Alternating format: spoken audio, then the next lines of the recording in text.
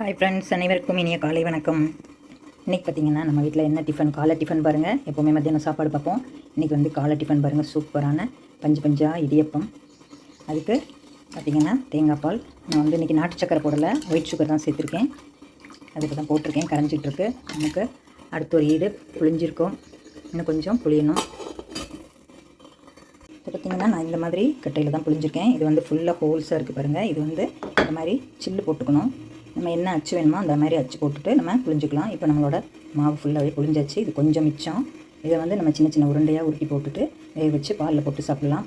இப்போ நம்மளோட இடியப்பம் பாருங்கள், அடுத்த ஒரு ஈடு புளிஞ்சு அதுவும் வெந்து வந்துருச்சு. அவ்வளோ சாஃப்டாக இருக்கும் பாருங்கள். தொட்டு பார்க்கும்போதே உங்களுக்கு அவ்வளோ சாஃப்டாக இருக்கும். எடுக்கும்போதே இப்படி பஞ்சு பஞ்சாக இருக்கும்.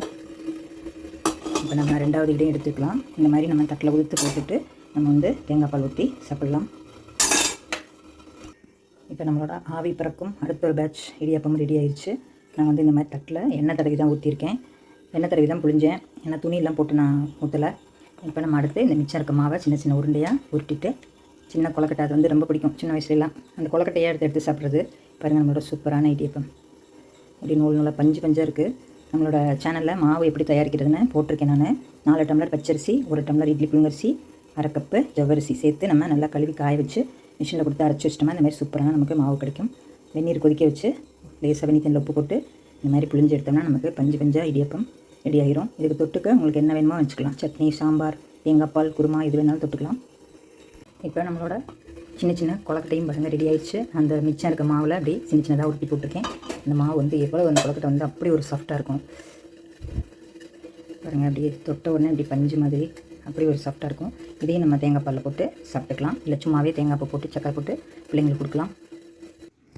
இப்போ நம்மளோட கொலக்கட்டையும் சூப்பராக ரெடி ஆகிடுச்சு. மிச்சம் இருக்க மாவில் பாருங்கள், அதுலேயும் கூட நம்ம தேங்காய் பால் விட்டு சாப்பிட்டுக்கலாம்.